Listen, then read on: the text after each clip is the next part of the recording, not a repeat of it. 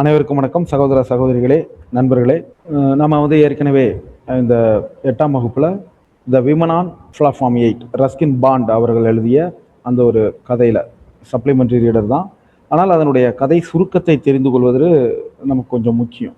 ஏன்னா ஒருவேளை சப்ளிமெண்ட்ரியிலிருந்து கேள்விகள் கேட்கப்பட்டால், நம்ம எல்லா சப்ளிமெண்ட்ரியுமே நம்ம சொல்லியிருக்கோம் இதெல்லாம் அவாய்ட் பண்ணிக்கலாம் அப்படின்ட்டு.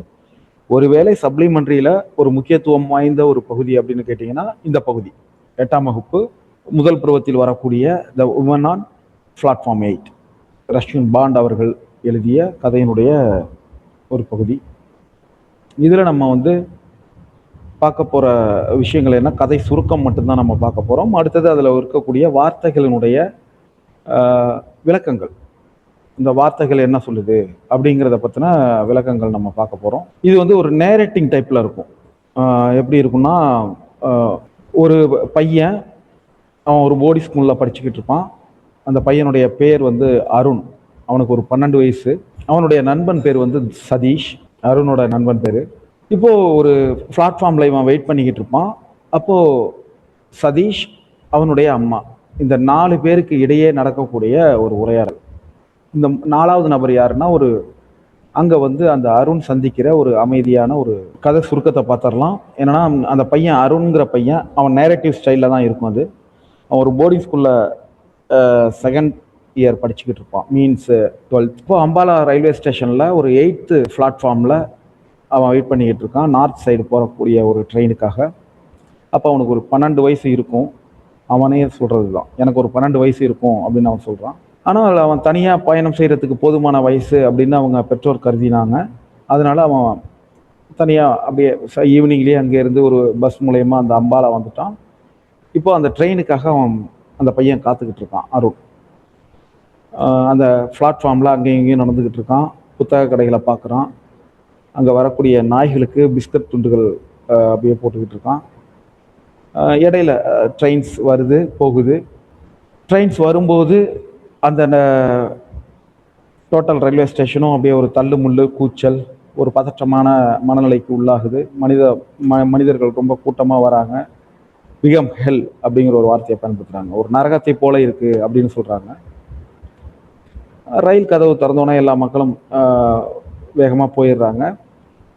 அதுக்கப்புறம் ஒவ்வொரு முறையும் இவன் அதில் உள்ளே போகிறதுல ஏமாற்றம் அடைந்து அந்த ட்ரெயினில் ஏற முடியாமல் வெளியில் தள்ளப்படுவான். அவன் திருப்பி கடைசியாக அந்த நடைமேடையில் உட்காந்துக்கிட்டு இருப்பான். அப்போது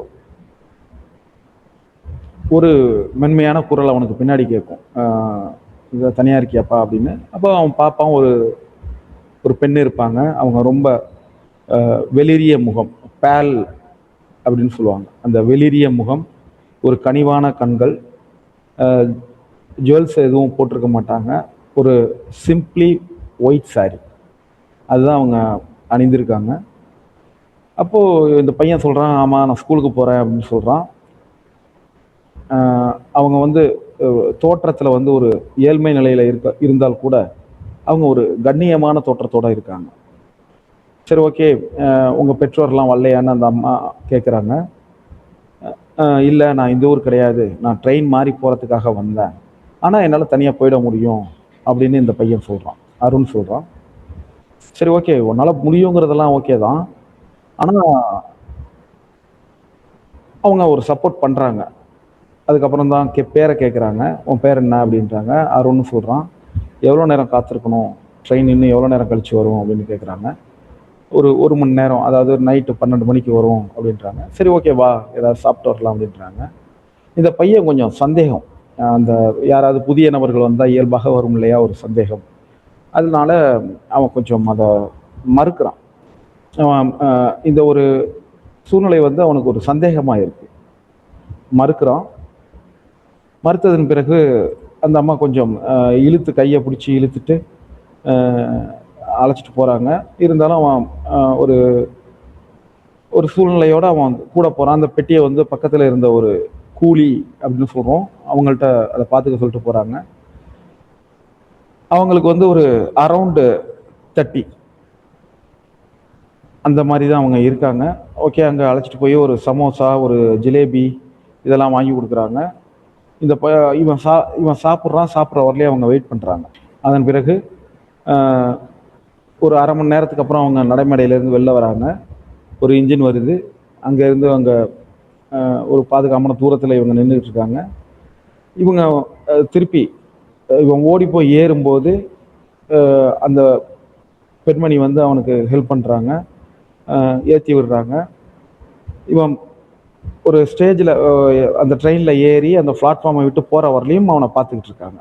அவன் நலமாக இருக்கான் அப்படிங்கிறது தான் அதில் உள்ள செய்தி. ஓகே, அடுத்தது அதுக்கப்புறம் ஹலோ அருண் அப்படின்னு ஒரு சவுண்டு வருது. அதாவது இன்னொரு பையனுக்கு அது நடக்குது. ஹலோ அருண் ஒரு சவுண்டு வருது. எப்போ போலையும் ட்ரெயின் தாமதமாக தான் வருமா அப்படின்னு ஒருத்தங்க கேட்குறாங்க. செக்ஷன் 2ல் எப்பயுமே ட்ரெயின் தாமதமாக வருமா அப்படின்னோடனே ஆமாம் அப்படின்னோடனே பக்கத்தில் நான் வந்து இவங்க அந்த அந்த ஃப்ரெண்டோட அவங்க பக்கத்தில் இருக்க ஃப்ரெண்டோட அம்மா வந்து கேட்குறாங்க. உடனே இவங்க பக்கத்தில் நின்றவங்க சொல்கிறாங்க, ஆமாம் நான் அருணோட அம்மா தான் அப்படின்னு சொல்கிறாங்க. ஷார்ட்டாக சொல்லிடுறேன். ஓகே, ஒரு வழியாக அந்த அருணால் தனியாக பயணம் செய்ய முடியும் அப்படின்னு சொல்லி அவனை அனுப்பி வைக்கிறாங்க. சதீஷ்ங்கிறது அவனுடைய ஃப்ரெண்டு. அவங்க வந்து இவங்கள கொஞ்சம் சந்தேகமாக பார்க்குறாங்க. அவங்க ஒரு ரிச் லுக்கில் இருக்காங்க. இவ்வளோ தான் அதில் உள்ள விஷயம். கடைசியாக அந்த அம்மா இவனை வந்து ஒரு பெட்டியில் ஏற்றி விட்டு அவனுக்கு இடம் கொடுத்து விட்டு அட்வைஸ் பண்ணிவிட்டு அனுப்பிடுறாங்க. ஓகே, இதில் முக்கியமான வார்த்தைகளை நம்ம கவனிக்க போகிறோம். இதில் ஒரு பெரிய விஷயங்கள் இல்லை, ஆனால் வார்த்தைகள் நம்ம முக்கியம். இதை எழுதினவர் வந்து ரஸ்கின் பாண்ட். நமக்கு தெரியும், ஏற்கனவே இவருடைய கதை ஒன்றை பற்றி நம்ம பார்த்துருக்கோம். ரூம் ஆஃப் த ரூஃப் அப்படிங்கிறது இவங்களுடைய ஏர்லி டீன்ஸ்லேயே கிட்டத்தட்ட ஒரு 10 பருவத்தில் இருக்கும்போது ரிலீஸ் ஆயிடுச்சு. இவங்க வந்து 1957லேயே அந்த ஒரு நாவலுக்காக ஜான் ரைஸ் மெமோரியல் அவார்டு அவங்க வாங்கியிருக்காங்க குழந்தைகளுக்காக. அதே போல் சிம்பிள் ஃபோக் ஆஃப் உத்தரகண்ட் நாட்டுப்புற கதைகளுக்காக. அதே போல் அவங்களுடைய சிம்பிளிசிட்டி, அந்த மொழியியல் நடை ரொம்ப எளிமையாக இருக்கும். அவங்களுடைய மிகப்பெரிய ஆக்கம் அப்படின்னு பார்த்தீங்கன்னா an island of trees, a bond with the mountain, the India of I love. இதெல்லாம் அவங்களுடைய மேஜர் ரைட்டிங்ஸ். ஓகே, இன்ஃபர்னோ அப்படின்னா என்ன? அதாவது இன்ஃபர்னோ ஒரு கொடிய நரகம் அப்படின்னு சொல்லலாம். அதை விட அந்த இடம் ரொம்ப கூடுதல் வெப்பமாக இருக்கும், அது ரொம்ப சத்தமாக இருக்கும், அப்படி எடுத்துக்கலாம். இது வந்து ஒரு கற்பனையான ஒரு விஷயம்தான். இது ஒரு சமய புத்தகத்தில் வரக்கூடிய வார்த்தை தான் இன்ஃபர்னோ அப்படிங்கிறது. இது ஒரு கொடூரமான, ரொம்ப வெப்பமாக இருக்கக்கூடிய, ஒரு நாய்ஸியாக இருக்கக்கூடிய ஒரு இடத்தை இது குறிக்கக்கூடிய சொல். Heaving, to rise or lift with force. கொஞ்சம் ஒரு ஃபோர்ஸ், ஒரு சக்தி கொடுத்து ஒரு விஷயத்தை நம்ம மேலெழுப்புறது. டிஸ்மேலி, சியர்லெஸ், அதாவது உற்சாகமின்மை. செரனிட்டி, ஒரு அமைதியாக இருக்கக்கூடிய ஒரு தன்மை. அடுத்தது என்கவுண்டர், பிரீஃப் மீட்டிங். இந்த பிரீஃப் அப்படின்னா என்ன? யாராவது ஒருத்தர் மெசேஜ் பண்ணுங்க, பிரீஃப்னா என்ன? பிரீஃப் மீட்டிங் அப்படின்னு சொல்றோம். Encounter, brief meeting. பிரீஃப்னா என்ன? ஆக்சுவலா பிரீஃப்னா விளக்கமாக அப்படின்னு தான் நம்ம நினச்சிக்கிட்டு இருக்கோம். உண்மையிலேயே பிரீஃப்னா சுருக்கம்னு தான் அர்த்தம். ரொம்ப சுருக்கமான ஒரு விஷயம்தான். அதாவது பிரீஃப் அப்படின்னா சுருக்கமாக. நம்ம வந்து நம்ம விரிவான விடை எழுதுகிறதுக்கும் 5 மார்க்கு தமிழில். ஆங்கிலத்தில் பார்த்தீங்கன்னா ரைட் இட் பிரீஃப் அப்படின்னு வரும், அதுக்கும் 5 மார்க். ஆக நம்ம வந்து பிரீஃப்னா விரிவான அப்படின்னு நினச்சிக்கிட்டு இருப்போம். ஆக்சுவலாக பிரீஃப்னா சுருக்கமாக, ரொம்ப சுருக்கமாக சொல்கிறது தான் பிரீஃப். அப்போ என்கவுண்டர்னா என்ன? ஒரு சுருக்கமான மீட்டிங். அதே போல் கிளட்ச். இந்த கிளட்சுங்கிறது இறுகப்பற்று, வேற எதுவும் இல்லை. நம்ம பைக்கில் இருக்கக்கூடிய, காரில் இருக்கக்கூடிய கிளட்ச் இருக்கு இல்லையா, அதே தான். கிளட்சுன்னா பற்றுதல். நம்ம கிளட்சை பிடிச்சா வண்டி ஃப்ரீயாக போகும்னு நினச்சிக்கிட்டு இருப்போம். கிளட்சை பிடிச்சா ஒரு 2 வீலர் 4 வீலர் ஓட்டுறவங்களுக்கு, கியர்டு வெஹிக்கிள் ஓட்டுறவங்க நினச்சிருப்பாங்க கிளட்சை பிடிச்சா வண்டி ஃப்ரீயாக போகும் அப்படின்னு நினச்சிக்கிட்டு இருக்கோம். பட் கிளட்சினாலே என்னன்னா இறுகப்பற்றுதல்னு தான் அர்த்தம். உங்கள் கியர் ஷிஃப்டிங்க்கும் இன்ஜினுக்கும் நடுவில் இருக பற்றும் தன்மை தான் கிளச். எப்போ கிளச் தேயுதோ அப்போ அந்த இருக பற்றும் தன்மை தேஞ்சிரும், நம்ம மூவ் பண்ண முடியாது. இவ்வளோதான் அதில் உள்ள விஷயம். ஸோ கிளச் அப்படின்னா இருக பற்றுதல். Imposing, grand and impressive in appearance, தோற்றத்தில் ஒரு இம்ப்ரெசிவாக இருக்கிறது. அதே போல் embarrassed, self conscious or ashamed. இது ரெண்டுமே எதிர் துருவமான வார்த்தைகளாக உங்களுக்கு தோன்றும். ஒரு சுயநலமாக இருக்கிறது அல்லது ஒரு கொஞ்சம் நெகட்டிவான சென்ஸில் வரக்கூடியது. நியூசன்ஸ் நம்ம ரெகுலராக பயன்படுத்தக்கூடிய வார்த்தை, இன்கன்வீனியன்ஸாக இருக்கக்கூடியது, அதாவது ஏற்றுக்கொள்ள இயலாதது, அதுதான் இன்கன்வீனியன்ஸ், நமக்கு ஒத்து வராதது ஒரு விஷயம் அப்படின்னு நம்ம எடுத்துக்கலாம். ஸ்டாகர், ரொம்ப ஒரு ஸ்டடி இல்லாமல் நடக்கக்கூடிய ஒரு சூழ்நிலை, அதாவது எப்போ விழுந்துருவோன்னு தெரியாமல் ஒரு நகர்வோம் இல்லையா, அதுதான். அதே போல் வேகிங் அப்படின்னா முன்னும் பின்னுமாக நகருதல், அடிக்கடி நகருதல். ரெசன்ட்ஃபுல்லி, இது வந்து ஒரு ஃபீலிங் ஆஃப் எக்ஸ்பிரஸிங் பிட்டர்னஸ், ஒரு வெறுப்புணர்வு. எக்ஸ்பிரஸிங் பிட்டர்னஸ், ஒரு கசப்புணர்வை வெளிப்படுத்துதல்.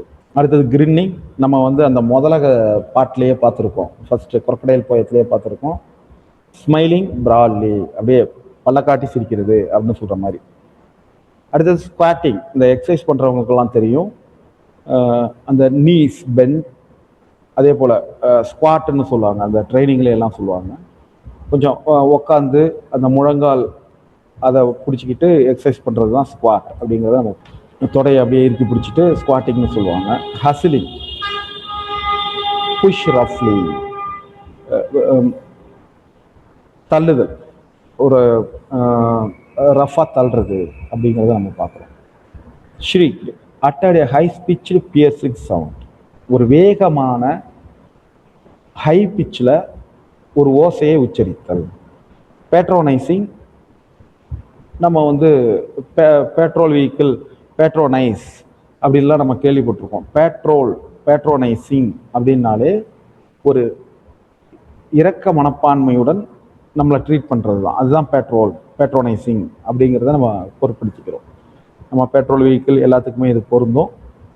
அதே போல் ஆப்வியஸ்லி, அடிக்கடி நாம் பயன்படுத்துகிற வார்த்தை, in a way that is easily perceived, ஏற்கனவே உள்ளதை தொடர்புபடுத்தி நாம் இதை தெளிவாக புரிஞ்சிக்க முடியும், அதோட தொடர்புபடுத்தி இதை புரிஞ்சிக்க முடியும், மிக எளிதாக இதை நாம் உணர்ந்து கொள்ள முடியும் அப்படிங்கிறது. அடுத்தது ஜல்டர், ரஃபா, ஒரு என்ன சொல்கிறது, இதை ஒரு பெருமூச்சு, ஒரு ஃபிசிக்கல் மோஷன், அதாவது நம்ம ஒரு வயலண்ட் ஜெர்க் அப்படின்னு சொல்லுவோம் இல்லையா, அதுதான் வந்து இந்த ஜோல்ட். இன்னும் ஈஸியாக சொல்லணும்னா, ரோடு ரொம்ப ஜோல்டிங்காக இருக்குன்னு நம்ம சொல்லுவோம். வண்டியில் வந்து போகும்போது வண்டி தூக்கி தூக்கி போட்டால் என்ன சொல்லுவோம், ரோடு ரொம்ப ஜோல்டிங்காக இருக்குன்னு சொல்லுவோம் இல்லையா. ஆக்சுவலாக அது ஜோல்ட்டு, நம்ம ஜோல்டிங்னு நம்ம மாற்றிக்கிட்டோம். ஜோல்ட்டுன்னா அதுதான், ஒரு ரோடு கரடு முரடாக இருக்கிறது, தூக்கி தூக்கி போடுறது, இதுதான் ஜோல்ட். இதை நம்ம ஞாபகம் வச்சுக்கிறோம். ஓகே, இதில் இதுக்கு மேலே ஒரு மிகப்பெரிய விஷயங்கள்லாம் இல்லை. இந்த உமன் இன் ஒயிட் சாரி, இது யாரு? அதே போல் ட்ரெயின், இது மேட்ச் த ஃபாலோவிங் கொடுத்துருக்காங்க. சதீஷ்ங்கிறது பாய் ஆஃப் சேம் ஏஜ். ஸ்பெக்டக்கிள்ஸ், கண்ணாடி போட்டவங்க யாரு? சதீஷோட அம்மா. பவுலர் அருண் வந்து ஒரு நல்ல cricket player, bowler. Women in white, இந்த வெள்ளை நிற சேலை அணிந்தவர்கள் வந்து dressed simply. Train, waves of stream. Almost முடிச்சிட்டோன்னு நினைக்கிறேன். ஸ்பெக்டக்கிள்ஸ், சதீஷோட அம்மா கண்ணாடி போட்டிருப்பாங்க. அவ்வளோதான் இந்த விஷயங்கள். அடுத்தது hobby turns into a successful career.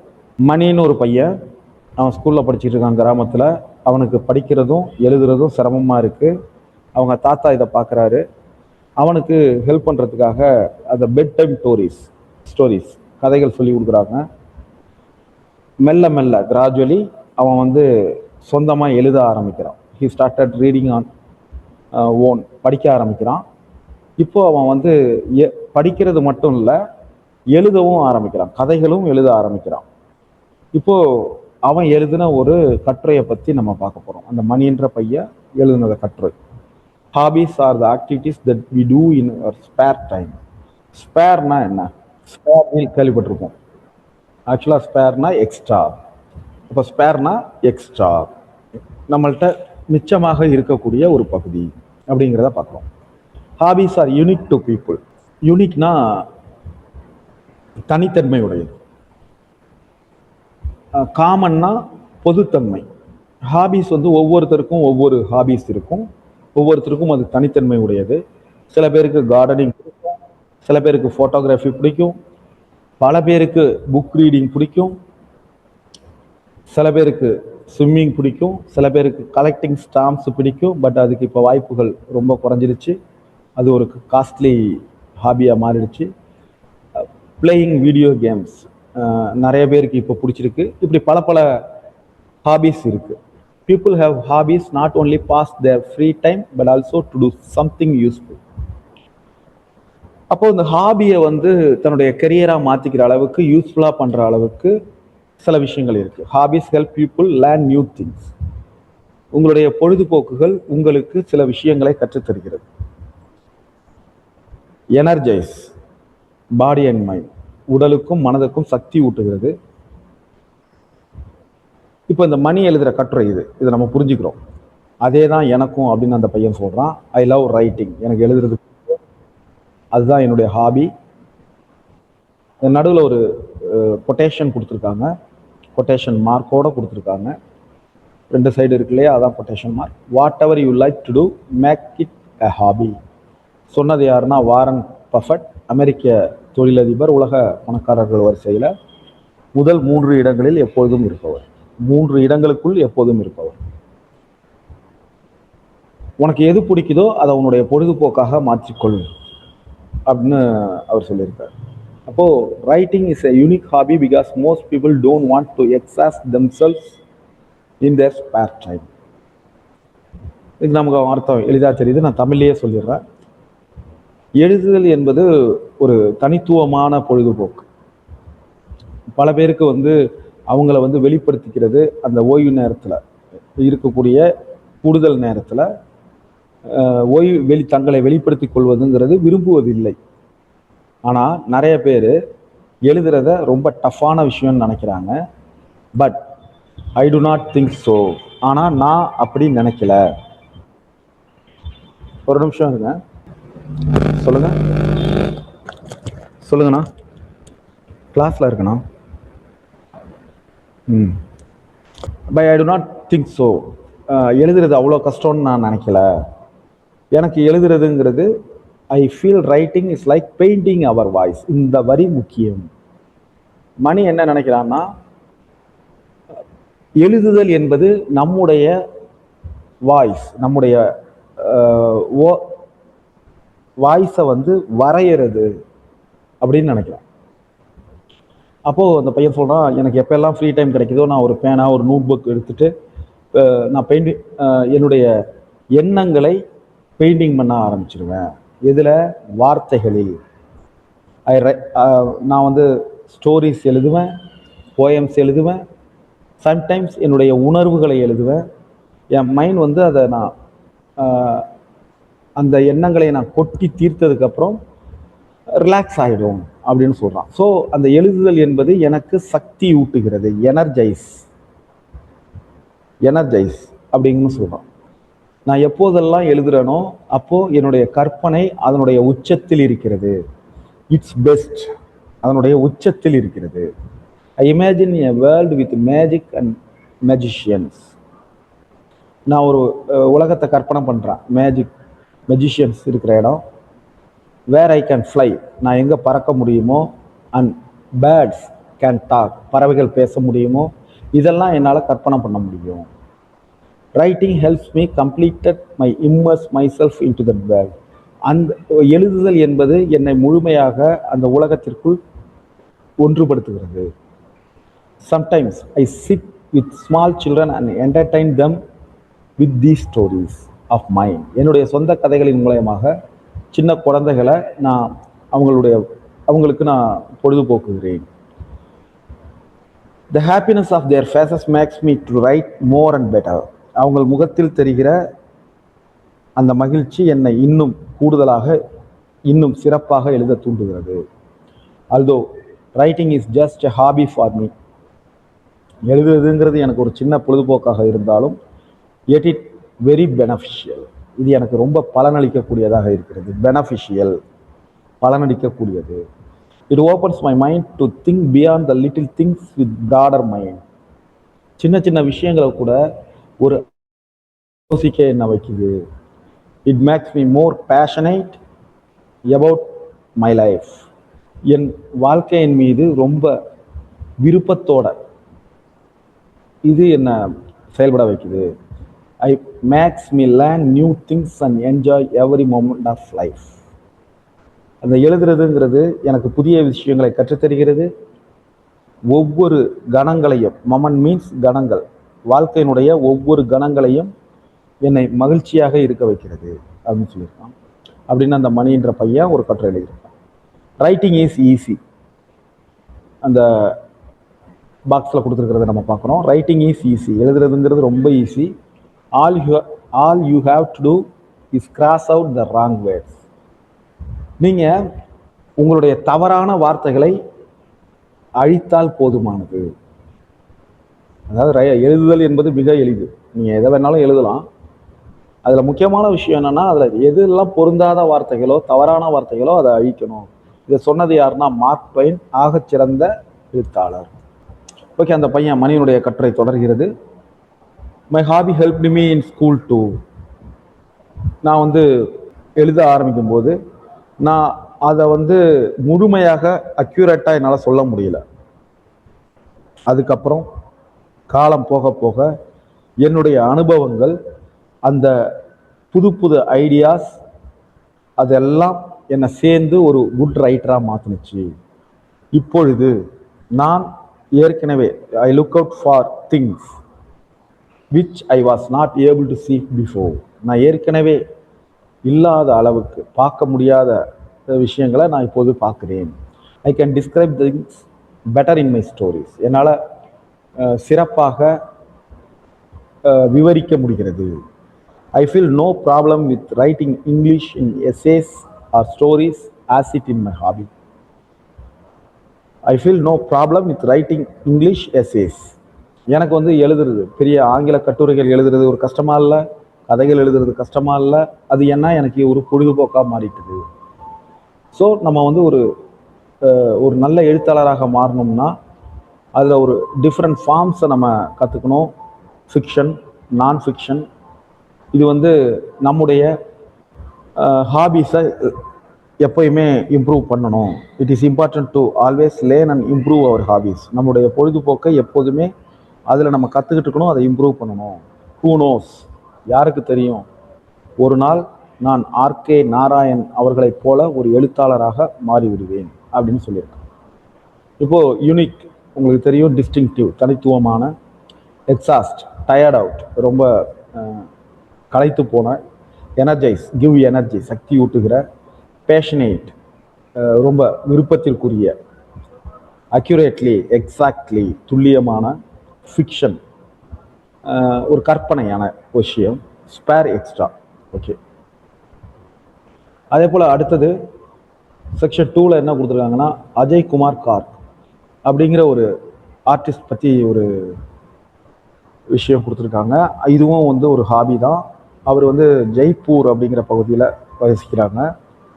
அவங்களுக்கு ஒரு 3 வயசு வரலையும் நல்லா தான் போய்கிட்டுருக்கு. திடீர்னு அவங்களுக்கு ஒரு உடல் சூழ்நிலை கெட்டு போகுது. அவங்களுக்கு ட்ரீட்மெண்ட் பண்ணுறாங்க. ஆனால் அவங்கள பர்மனெண்ட்டாக அந்த ட்ரீட்மெண்ட் என்ன ஆகுதுன்னா, ஹியரிங் இம்பேர்டு, அதாவது செவித்திறன் குறைபாடு உடையவராக மாற்றி விடுகிறது. அவங்க பேரண்ட்ஸ் நிறைய ஹாஸ்பிட்டல்ஸ்க்கு அழைச்சிட்டு போகிறாங்க. அவங்களுடைய இம்பேர்மெண்ட், நம்ம டிசபிலிட்டின்னு சொல்லிக்கிட்டு இருந்தோம், அது இப்போ பயன்படுத்தக்கூடாது. இம்பேர்மெண்ட்டுங்கிறத இப்போ நம்ம பயன்படுத்துவோம். இயலாமைன்னு சொல்லக்கூடாது, குறைபாடுன்னு சொல்லணும். இம்பேர்மெண்ட்னா குறைபாடு. அதை சரி பண்ணுறதுக்கு நிறைய முயற்சிகள் எடுக்கிறாங்க, ஆனால் அது முடியலை. அவங்க அப்பா ஒரு முறை அவங்களுக்கு வந்து ஒரு பெயிண்ட் செட் வாங்கி கொடுத்து விளையாட சொல்கிறாங்க. அஜய் வந்து சந்தோஷமாக விளையாட ஆரம்பிக்கிறாரு. அதை வச்சுக்கிட்டு ரொம்ப சந்தோஷமாக பெயிண்ட் பண்ண ஆரம்பிக்கிறாரு. அவர் வந்து எங்கே பார்த்தாலும் எழுத ஆரம்பிக்கிறாரு. வால்ஸ், ஃப்ளோர்ஸ், சுவர், தரை எல்லா இடத்துலையும் ரொம்ப சந்தோஷமாக இருக்கிறாரு. அந்த பெயிண்ட் செட் அவர் யூஸ் பண்ணும்போது ரொம்ப திருப்தியாக இருக்கார். சீக்கிரமே அவங்க அப்பா புரிஞ்சுக்கிறாங்க. Ajay was talented in painting. அஜய்க்கு 5 வயசு ஆகும்போது என்ன பண்ணுறாங்க, கோர்ட் ஆர்டிஸ்ட் ஆஃப் தொல்பூர், அதாவது அரசவை ஓவியர் அப்படின்னு சொல்லுவோம். கோர்ட் ஆர்டிஸ்ட் அப்படின்னா அரசவை ஓவியர். ராஜஸ்தானில் தொல்பூரில் இருந்த அரசவை ஓவியர் அவங்க ஸ்ரீ ஸ்வலால் அப்படிங்கிறவர்கிட்ட இவங்க அழைச்சிட்டு போகிறாங்க. அவர் இவங்களுடைய பெயிண்டிங்கை பார்க்குறாரு, ரொம்ப இம்ப்ரெஸ் ஆகிடுறாரு. அதுக்கப்புறம் அவர் தன்னுடைய சீடனாக ஏற்றுக்கொள்கிறார். அவருக்கு பயிற்சி கொடுக்க ஆரம்பிக்கிறார். அதுக்கப்புறம் அவருடைய பயிற்சி முடிஞ்சோன்னா அஜய் வந்து டெய்லரிங் முயற்சி பண்ணுறாரு. ஆனால் அது அவருக்கு ஒரு சந்தோஷம் அளிக்கல. திருப்பி அவர் வந்து பெயிண்டிங்கை நோக்கி வென் பேக் டு பெயிண்டிங் திருப்பி வந்துடுறாரு. He became an apprentice of Asha Devi. இதுதான் அவருடைய வாழ்க்கையை மாற்றுகிற ஒரு தருணம். ஆஷா தேவி அப்படிங்கிறவங்கள்ட்ட ஒரு தொழில் பழகுனர், அப்ரண்டிஸ் அப்படின்னா தொழில் பழகுனர். அங்கே போய் தொழில் பழகுனராக மாறுறாங்க. அந்த ஆஷா தேவிங்கிறவங்க அம்மா என்ன பண்ணுறாங்கன்னா, ஒரு பழைய டெக்னிக், ஒரு அழிந்து போய் விளிம்பு நிலையில் இருக்கக்கூடிய அழியக்கூடிய ஒரு technique, traditional Indian miniature painting. இதை தமிழில் எப்படி எனக்கு மொழிபெயர்க்கிறதுன்னு தெரில.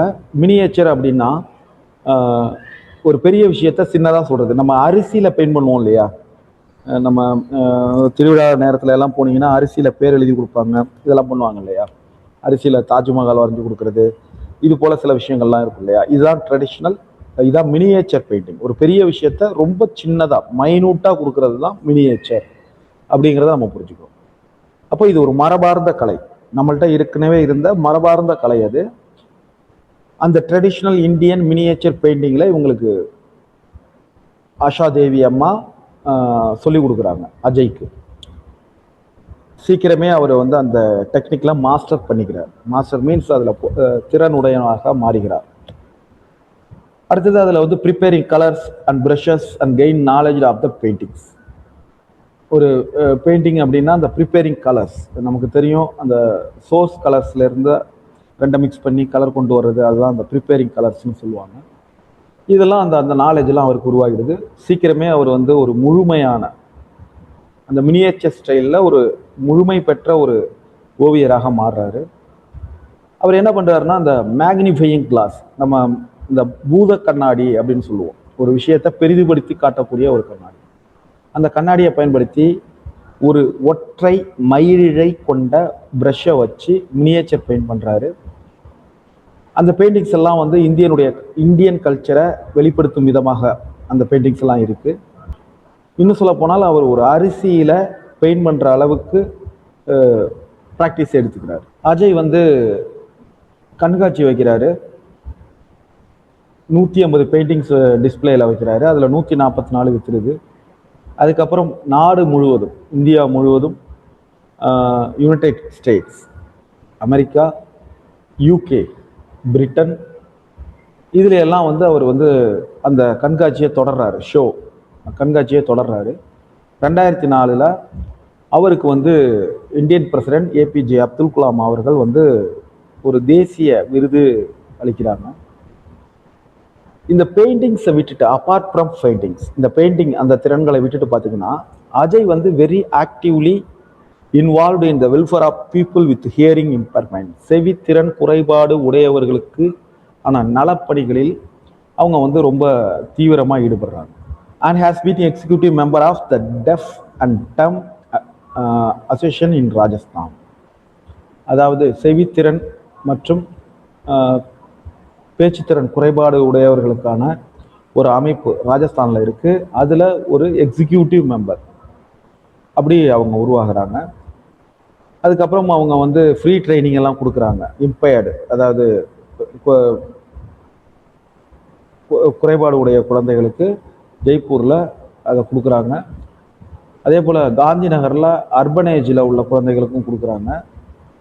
அஜயோட தற்போதைய இலக்கு என்னன்னா, revitalize the dying art of traditional miniature Indian painting. Revitalize, இது ஒரு அற்புதமான வார்த்தை, குறித்து வச்சுக்கோங்க, நிச்சயமாக தேவைப்படும்.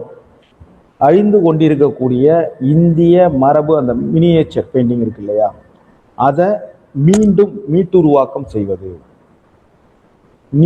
ரீஎனர்ஜஸ், ஆமாம், மீட்டுருவாக்கம், அதை செய்கிறது தான் அவருடைய நோக்கமாக இருக்குது. அஜயோட லைஃப் என்ன சொல்லுதுன்னா, நம்முடைய ஹாபியை அல்லது நம்மளுடைய விருப்பத்தை, பேஷன் அப்படின்னு சொல்லுவோம்.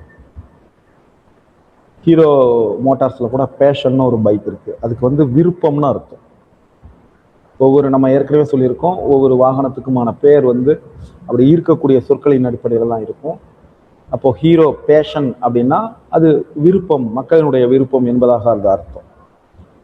அப்போது நம்மளுடைய விருப்பம், நம்மளுடைய ஹாபி, நம்மளுடைய ஒரு சக்ஸஸ்ஃபுல் கேரியராக மாறலாம். எதுலன்னா, அதில் நம்ம திறன்களை வளர்த்து கொள்ள வேண்டும், கற்றுக்கொள்ள தயாராக இருக்க வேண்டும் அப்படிங்கிறது தான் அதில் உள்ள விஷயம் அப்படின்னு நம்ம பார்க்குறோம். ஓகே, அதுக்கு மேலே உள்ள விஷயங்கள்லாம் நிச்சயமாக நீங்கள் பண்ணிக்க முடியும். அடுத்தது, அதே போல் பேஷனட் பீப்புள், அவங்க தங்களுடைய ட்ரீமை, கனவை துரத்துவார்கள், அதிலேயே வாழ்ந்து கொண்டிருப்பார்கள். Hard working and the passion people always chase their dream and leave it. அந்த கனவை துரத்துவார்கள், அதில் வாழ்ந்துருவாங்க. இளவழகி அப்படின்றவங்க அதில் ஒருத்தவங்க, மிஸ்டர் ஏ இருதயராஜ், அவங்க அப்பா. அவங்க ஒரு காலத்தில் டிஸ்ட்ரிக்ட் லெவல் சாம்பியன் இன் கேரம். His dreams shattered. ஏன்னா அவருடைய ட்ரீம் முழுமை அடையலை. காரணம், அவருடைய ஃபேமிலி என்கரேஜ் பண்ணல, சப்போர்ட் பண்ணல. அவர் என்ன உறுதி எடுக்கிறாருன்னா, தன்னுடைய கனவை தன்னுடைய மகள் வழியாக நிறைவேற்றிக் கொள்வது அப்படிங்கிற ஒரு உறுதி எடுக்கிறாரு. அப்போ அவன் தன்னுடைய மகளுக்கு கேரம் போர்டை கொடுக்குறாங்க. அந்த பொண்ணு சின்ன பிள்ளையிலேருந்தே அந்த sounds of striker and coins அதை கேட்டுக்கிட்டு இருக்காங்க. 2 வயசு இருக்கும்போதே அந்த பொண்ணை தூக்கிட்டு ஒரு டோர்னமெண்ட்ஸ், தொடர் போட்டிகளுக்கு அந்த குழந்தைய அழைச்சிட்டு போகிறாங்க. அதே போல் அவங்க அந்த ஆமாம், இருதராஜ் என்ன பண்ணுறாருன்னா, அவருடைய நண்பர்களோட லோக்கல் கிளப்ஸில் விளையாண்டுக்கிட்டு இருக்காரு. அவரே வந்து தன்னுடைய மகளுக்கு கோச்சாக மாறுறாரு. அந்த பொண்ணுக்கு 5 வயசாக மாறும்போது ஒரு நாள் வந்து அவங்க அப்பா அந்த ஒரு மேட்ச்சுக்கு அந்த பொண்ணுக்கிட்ட கேட்குறாங்க. 2 பேரும் விளையாடுறாங்க. அந்த பொண்ணு ஜெயிச்சிருது. அதுதான் அந்த பெண்ணுக்கு நம்பிக்கை, அந்த குழந்தைக்கு நம்பிக்கையை கொடுக்குது. அந்த நம்பிக்கை வந்து அவரை வெற்றி பெற வைக்குது. அடுத்தது அந்த விக்டரிஸ் வந்து எந்த அளவுக்கு போகுதுன்னா, Asia cup, south Asian association for regional cooperation cup, world championship, இதை வின் பண்ணுற அளவுக்கு போகுது. இருதராஜ் அப்படிங்கிற ஒரு ஃபிஷ் கார்ட் டிரைவர், ஒரு மீன் பாடி வண்டி அப்படின்னு சொல்லுவோம் இல்லையா, மீன் வண்டி ஓட்டுநர். அந்த மீன்பாடி வண்டிங்கிறதுக்கு அர்த்தம் வேற, மீன் வண்டிங்கிறதுக்கு அர்த்தம் வேற. இந்த ஃபிஷ் கார்ட் அப்படின்னா அந்த மீன்பாடி வண்டின்னு சொல்லுவாங்க. அந்த ட்ரைசைக்கிள் மாதிரி இருக்கும். அதில் அவங்க வாழ்க்கையை நடத்திக்கிட்டு இருக்காங்க. அதை ஓட்டிக்கிட்டு அவங்களுக்கு ஒரு 3 குழந்தைகள் இருக்குது, பெண் குழந்தைகள். ஒரு சின்ன ஒரு ரூம் உள்ள ஒரு ஏரியாவில் அவங்க வசிக்கிறாங்க, வியாசர்பாடி, சென்னை. அந்த இடம் வந்து அந்த முழு ஃபேமிலிக்கும் அக்காமடேட், இடமளிப்பதற்கு அந்த இடம் பத்தாது. அடுத்தது டிராஃபிஸ், அந்த பெண் ஜெயித்த அத்தனை கோப்பைகளையும் அடுக்கி வைக்கிறதுக்கு அந்த இடம் பத்தலை. ஸோ அந்த டிராஃபிக்ஸ் எல்லாம் என்ன பண்ணுறாங்கன்னா, அந்த பெட்டுக்கு கீழே போட்டு வச்சுருக்காங்க, பக்கத்து வீட்டுக்காரவங்க வீட்டில் போட்டு வச்சுருக்காங்க. அதே போல் இந்த பெண்ணுடைய பயணங்கள், போட்டிகளுக்கு பயணிக்கிறது வந்து எப்போதுமே ஒரு கஷ்டமாக இருக்குது. எது வரலையும்னா, அந்த பொண்ணு வந்து ஸ்டேட்டுக்காக விளையாடுற வரலையும், அதாவது 14 வயசு வரலையும். ஆனால் அந்த பொண்ணு அப்பயும் சொல்லுது, விக்டரிஸ் ஃபாலோ மீ, வெற்றி அவங்கள தொடர்ந்துக்கிட்டு இருக்கு. இளவழகி வந்து திருவள்ளூர் டிஸ்ட்ரிக்ட் கேரம் அசோசியேஷனுடைய மெம்பராக இருக்காங்க. அதன் சார்பாக கேரம் வேர்ல்டு சாம்பியன்ஷிப்பில் கலந்துருக்காங்க, ஏஷியன் சாம்பியன்ஷிப்பில் கலந்துருக்காங்க. அவங்களுடைய சாதனைகள் கொடுத்துருக்காங்க. 5th world carrom champion 2008 in France. அதுபோல் பல சாதனைகள் இருக்குது. Woman single title at 38th senior national carrom விசாகப்பட்டினத்தில் நடந்தது 2009. இதெல்லாம் நமக்கு வருவதற்கான வாய்ப்பு இல்லை. இந்த இயர் இந்த இதெல்லாம் கேட்க மாட்டாங்க. இதில் உள்ள டேட்டாஸ் நமக்கு கேட்கறதுக்கான வாய்ப்பு இருக்குது. அதை நம்ம பார்த்துக்கிறோம். இதை பார்க்காம விட்டுறக்கூடாதுங்கிறதுனால தான் சொல்கிறோம். எத்தனை மெடல் வாங்கினாங்க, அதை எத்தனை கோல்டு, எத்தனை சில்வர், எத்தனை பிரான்ஸ் எல்லாம் நம்மளை கேட்க போகிறதில்ல. ஸோ அதெல்லாம் விட்டுறலாம். எந்தெந்த போட்டிகளில் ஜெயிச்சாங்க நிச்சயமாக கேட்க மாட்டாங்க. பட் அந்த பொண்ணோட லைஃப் ஹிஸ்ட்ரி நமக்கு தெரிஞ்சிருக்கும். Her hobby of playing carom took her to the level of world champion. Okay. Accommodate அப்படின்னா அடாப்ட், ஏற்றுக்கொள்ளுதல் அப்படின்னு அர்த்தம். அந்த மூணு குழந்தைகள் மற்றும் இந்த ஃபேமிலியை ஏற்றுக்கொள்ளுவ அளவுக்கு அந்த இடம் தயாராக இல்லை. ஷேட்டர்ட் அப்படின்னா உடைந்து போதல், டேமேஜ். அவருடைய கனவு என்னாச்சு? ஷேட்டர்ட் ஆச்சு, உடைந்து போச்சு. அதை தன்னுடைய மகள் வழியாக நிறைவேற்றிக்கொள்ள முயற்சித்தார் அப்படிங்கிறத நம்ம பார்க்கலாம். ஓகே, முக்கியமான விஷயம் சிங்குலர் அண்ட் ப்ளூரல். இதை நம்ம ஏற்கனவே ஒரு முறை பார்த்துருக்கோம், தொடக்கத்தில் பார்த்துருக்கோம், 6ஆம் வகுப்புன்னு நினைக்கிறேன். இதுலேயும் வருது, இதுலேயும் பார்ப்போம், இதுக்கு மேலேயும் வரும், 10ஆவதுலேயும் வரும், அதுலேயும் நம்ம பார்ப்போம். ஏன்னா அந்த வார்த்தைகள் நமக்கு முக்கியம். நம்ம அங்கே உட்காந்துக்கிட்டு நம்ம யோசிச்சுக்கிட்டு நம்முடைய டயத்தை வேஸ்ட் பண்ணிக்கிட்டு இருக்க வேண்டாம். இதை ஒரு முறை நம்ம பார்த்துட்டோம்னா டக்குன்னு ஞாபகம் வந்துடும், ஃபில் பண்ணிட்டு போயிட்டு இருந்திருக்கலாம். சிங்குலர் ப்ளூரல் எதுக்கு வரும்? எனக்கு ஆன்சர் பண்ணுங்க.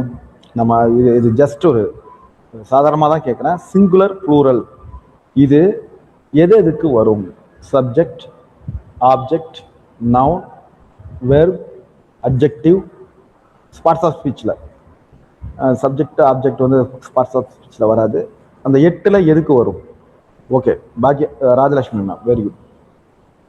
நவுனுக்கு மட்டும்தான் இந்த சிங்குலர் ப்ளூரல் பிரச்சனை, பாக்கி எதுக்குமே அது கிடையாது. வெர்புக்கு உண்டு, பட் அது சப்ஜெக்ட் வெர்ப் அக்ரிமெண்ட்னு மாறிடும். வெர்புக்கும் உண்டு, சிங்குலர் ப்ளூரல் ஃபார்ம் வந்து வெர்புக்கும் உண்டு, அது வந்து சப்ஜெக்ட் வெர்ப் அக்ரிமெண்ட் அப்படின்னு மாறிடும். இப்போ நம்ம பார்க்குறோம் சில நவுன்ஸ் வந்து நம்ம எப்படி மாற்றுறது. அப்போது சில நவுன்ஸை வந்து நடுவில் இருக்கக்கூடிய நம்ம எஸ் சேர்க்கறது, இஎஸ் சேர்க்கறது, இதெல்லாம் நம்ம பார்த்துட்டோம். இப்போ அடுத்தடுத்து ஒரு எஸ்ஸில் முடிகிற வார்த்தை வருது அப்படின்னா அதுக்கு அடுத்தது எஸ் வராது, ஒரு இஎஸ் சேர்ப்போம். ஏன்னா தொடர்ச்சியான அந்த ஓசை அது வந்து நம்ம உச்சரிப்பதற்கு சிரமமாக இருக்கும், அதனால அந்த இஎஸ் சேரும். பாக்ஸ் அப்படின்னு வருது, பாக்ஸ் அப்படிங்கிறது கடைசியாக எஸ்ஸோட முடியுது. அப்போ அதுக்கு ப்ளூரல் ஃபார்மில் நம்ம எஸ் சேர்க்க முடியாது. பாக்ஸ், இன்னொரு எஸ்ஸை தனியாக உச்சரிக்க முடியாது, நாக்கு சுளுக்கிக்கும். அப்போ நம்ம என்ன பண்ணுறோம்? பாக்ஸஸ், ஈஸியாக நம்ம உச்சரிக்க முடியும். இப்போ பாக்ஸ் பக்கத்துலேயே எஸ்ஸை போட்டு இதை பாக்ஸஸ்னும் படிக்க முடியாது, ஏன்னா சிலபிஃபிகேஷன் ஒரு பிரச்சனை இருக்குது. அப்போ தான் நம்ம என்ன பண்ணுறோம்? இஎஸ் சேர்க்கணும்னு அதுக்குள்ளே நாம் கொண்டு வரல. ஆங்கிலத்தில் ஏற்கனவே அந்த ரூல்ஸ் பண்ணவங்க கொண்டு வந்தாங்க, அப்படி ஞாபகம் வச்சுக்கிறோம். அப்போது பாக்ஸ், பாக்ஸஸ், இதை மட்டும் அடிப்படையாக ஞாபகம் வச்சுக்கோங்க. ஒரு எஸ் சவுண்டு, ஹிஸ்ஸிங் சவுண்டு அடுத்தடுத்து வர முடியாது. எப்படி உயிரெழுத்து ஓசை அடுத்தடுத்து வர முடியாதோ, அது திப்தாங் ட்ரையப்தாங்ஸாக வரும், ஒரே இதில் வரும், ஒரே சிலபிளில் வரும். அடுத்தடுத்து வார்த்தைகள்ல அது வராது. அதே தான் இதுலேயும் எஸ் சவுண்டு அடுத்தடுத்து வர முடியாது. அப்போ நம்ம என்ன பண்ணுவோம்? அதுக்கு தான் இஎஸ் சேர்க்கணும். நல்ல வேலை நம்ம தொல்காப்பியர் மாதிரி ஒருத்தர் வந்து இங்கிலாந்தில் பிறக்கலன்னு நினச்சி நம்ம சந்தோஷப்பட்டுக்கணும். காலைல பார்த்தோம்ல எத்தனை வகை, தொகை நிலை, தொகா நிலை, இதெல்லாம் நம்ம பார்த்தோம். அதில் நம்ம சந்தோஷப்பட்டுப்போம், இந்த அளவுக்கு இங்கிலீஷ் ஈஸியாக இருக்குன்ட்டு. அப்போது singular man, men, foot, feet, tooth, teeth, goose, geese. இது நடுவில் இருக்கிற வவ்வல்ஸை மாத்திரம். நம்ம ஏற்கனவே சொல்லியிருக்கோம், வவ்வல்ங்கிறது எழுத்து இல்லை, ஓசை. நிறைய முறை நம்ம சொல்லியிருக்கோம். ஆனால் திருப்பி நம்ம புத்தகங்களில் இந்த வவ்வல்ங்கிறது லெட்டராக தான் வரும். ஆனால் இந்த இடத்துல நம்ம வவ்வல்ஸ் அப்படின்னு சொல்கிறது ஓசையை மாத்திரங்கிறது தான் நம்ம கருத்து. மேன், மென். அப்போ வி சேஞ்ச் த வவ்வல்ஸ் அப்படின்னா நம்ம லெட்டரை மாற்றலை, அந்த ஓசையை மாத்திரம். இந்த ஓசையை மாத்திரத்துக்காக இந்த எழுத்தை மாத்திரம், இப்படி புரிஞ்சுக்கும். ஓகேவா? நம்ம அந்த ஓசையை மாத்திரம். Food, feet. வவ்வல்ஸ் எழுத்தை மாத்திரமா? இல்லை, ஓசையை தான் நம்ம மாத்திரம். ஓசையை மாத்திரத்துக்காக இந்த எழுத்தை மாத்திரம். Tooth, teeth, goose, keys. இந்த எழுத்தை மாத்தினதுனால ஓசை மாறல, நம்ம ஓசையை மாற்றணுங்கிறது தான் நோக்கம். அதனால எழுத்தை மாற்றிருக்கோம். இப்படி ஞாபகப்படுத்தி நம்ம இந்த பக்கம் போக வேண்டாம். இந்த மவுஸ் சுற்றுற பக்கம் அது வந்து கிரேக், ரோமன் அந்த மாதிரி உள்ளது. முதல்ல நம்ம நார்மலாக ஆங்கிலத்தில் உள்ளதை பார்ப்போம். அடுத்தது ஹைப்போதீசிஸ். அது ப்ளூரல் ஃபார்மில் என்ன வருது? ஐஎஸ் வந்தால் இஎஸ்ஸாக மாறுது. தீசிஸ் அப்படிங்கிறது தீசஸ் அப்படின்னு மாறுது. ஓயாசிஸ். ஒயாசிஸ் அப்படின்னா என்ன நம்ம பார்த்துருக்கோம். யாராவது ஒருத்தர் கமெண்ட் பண்ணுங்க. கடற்கரைக்கு அப்பால் இல்லை சார், பாலைவனச்சோலை நம்ம பார்த்தோம். சூப்பர் மீனா மேம், அருமை. பாலைவனச்சோலை. அதே போல கிரைசிஸ், கிரைசஸ், கிரைசிஸ், கிரைசஸ் அடிக்கடி ஐடி ஃபீல்டில் நம்ம கேள்விப்படுற வார்த்தை. ஓகே, இந்த ஃபார்முலாவை நம்ம ஞாபகம் வச்சுக்கிறோம். ஐஎஸ் வருது, இஎஸ்ஆ மாறுது அப்படிங்கிறத ஞாபகம் வச்சுக்கிறோம். அடுத்தது ஹைப்பனேட்டட் வேர்ட். அது என்ன ஹைப்பனேட்டட் வேர்ட்? இதை நம்ம அடுத்தடுத்த வகுப்புகளில் கூடுதலாக பார்ப்போம். இதை பார்க்கும்போதே உங்களுக்கு புரியும். Passer by, passers by. அப்போ எஸ் எங்க சேருது? First word of hyphenated word. அப்போ ஹைப்பனேட் வேர்ட்னா என்ன? ரெண்டு வார்த்தைகள், மூணு வார்த்தைகள் சேர்ந்து வர்றதா? இதை நம்ம அடுத்தடுத்த வகுப்புகளில் பார்ப்போம். ஆமாம், அதே தான். Passers by, passer by, passers பையா மாறுது. எஸ் முன்னாடி உள்ள வார்த்தையில சேருது. Sister in law, sisters in law. Brother in law, brothers in law. Runner up, runners up. அப்போ இது போன்ற வார்த்தைகள்ல எஸ் முன்னாடி சேருது அப்படிங்கிறத நம்ம கிரைசஸ், நெருக்கடி. அதுக்கு அடுத்தது இது பெரும்பாலும் கிரேக்க லத்தீனிய வார்த்தைகளை அடிப்படையாக கொண்டது. இன்னும் சொல்ல போனால் சோர்ஸ் வேர்டை அங்கேருந்து தான் வரும். Cactus, cacti. Fungus, fungi. முக்கியமாக நம்ம தெரிஞ்சுக்க வேண்டியது சிலபஸ், சிலபி. அப்போ சிலபஸ்ங்கிறது சிங்குலர், சிலபிங்கிறது ப்ளூரல். இதை நம்ம தெரிஞ்சுக்கணும். அப்போ யூஎஸ் வந்தால் அது ஐயா மாறுது. இதுக்கு ஞாபகம் வச்சுக்க வேண்டிய ரூட் வேர்டு சிலபஸ். சிலபஸோட ப்ளூரல் ஃபார்ம் சிலபி. இதுக்கு ஈக்குவலன் வேர்ட்ஸ் ஃபங்கஸ், காக்டஸ். இதில் இன்னொரு 2-3 வார்த்தைகள் இருக்கு, அடுத்தடுத்த வகுப்புகளில் வரும், பார்ப்போம். அதே போல யூஎம், இது என்னவா மாறுது? ஏவா மாறுது. இதுவும் அதே கிரேக்க ரோமானிய வார்த்தைகள் தான். Bacterium, bacteria. Medium, media. Curriculum, curricula. அப்போ நம்ம நினைவில் கொள்ள வேண்டிய வார்த்தைகள் சிலபஸ், கரிக்குலம். இது ரெண்டையும் ஞாபகம் வச்சுப்போம். சிலபஸ் சிலபியா மாறுது, கரிக்குலம் கரிக்குலாவா மாறுது. ஏன்னா இது நம்ம தொழில் சம்மந்தப்பட்டது இல்லையா, அதுல ஞாபகம் வச்சுப்போம். அப்போ யூஎம் ஏவா மாறுது. Medium, media. தமிழ் மீடியம்னு சொல்லுவோம். வழி. அதே மீடியா அப்படிங்கிறது ப்ளூரல் ஃபார்ம் அப்படிங்கிறத நம்ம புரிஞ்சுக்கிறோம். அடுத்தது some nouns have same form for singular and plural. Deer, deer. Fish, fish. Hair, hair. Furniture, furniture. Luggage, luggage. ஏன் சார் சிங்குலரும் ப்ளூரலும் ஒன்று தானே, அதை ஏன் திருப்பி படிச்சுட்டு இருக்கீங்கன்னு கேட்பீங்க. ஃபிஷஸ் அப்படின்னு ஒரு வார்த்தை இருக்கு. ஃபிஷஸ் அப்படின்னு ஒரு வார்த்தை இருக்கு. ஏற்கனவே சொல்லியிருக்கேன்னு நினைக்கிறேன். ஃபிஷஸ் அப்படின்னா என்ன, யாராவது சொல்லுங்க பார்ப்போம்.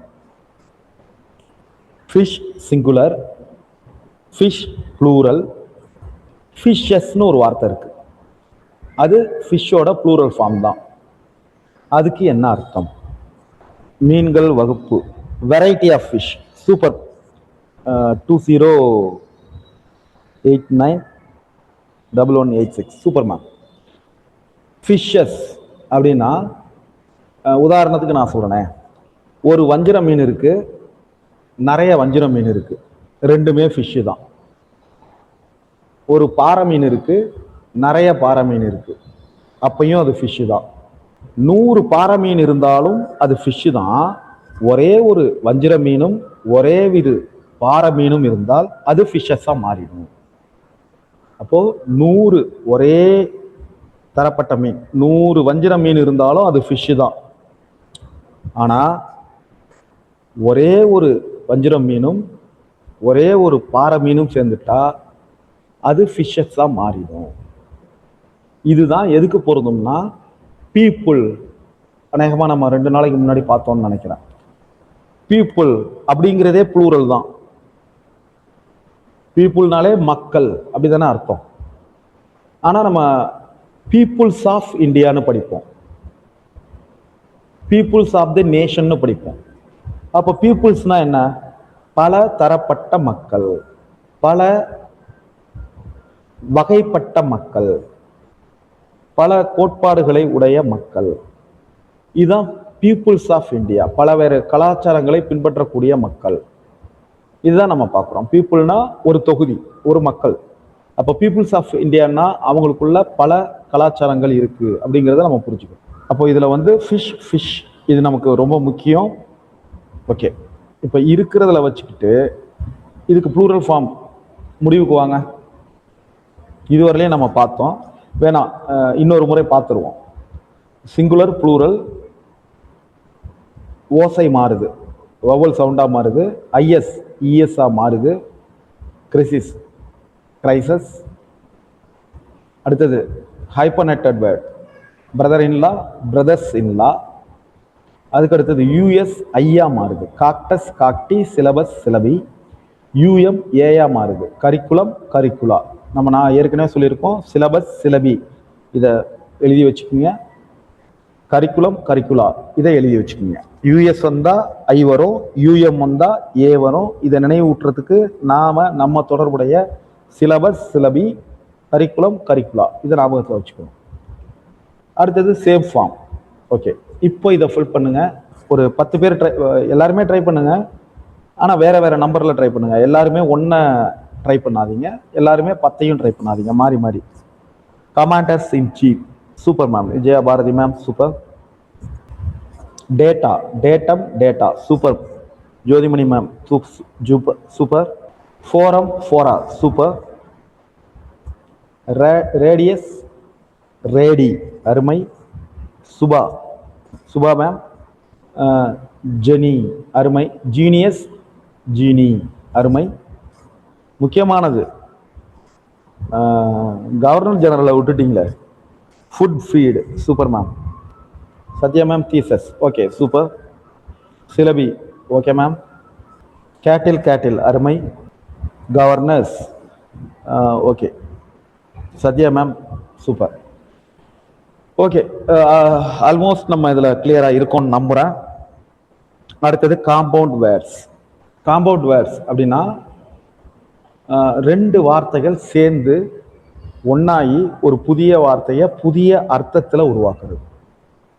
ஹெட்னா தலை, மாஸ்டர்னா ஒரு விஷயத்துல நிபுணர்னு அர்த்தம். ஹெட் மாஸ்டர்னா என்ன? தலைமை ஆசிரியர் அப்படின்னு வருது இல்லையா? தலை நிபுணர்னு இல்லை. ஹெட்னா தலை, மாஸ்டர்னா நிபுணர், ஹெட் மாஸ்டர் அப்படின்னு ஒரு வார்த்தை உருவாகுது. இது ரெண்டுமே நவுன். காம்பவுண்ட் வேர்ட்ஸில் எல்லாம் கிளியராக புரிஞ்சுப்போம். காம்பவுண்ட் வேர்ட்ஸில் பல வகைகள் இருக்கு.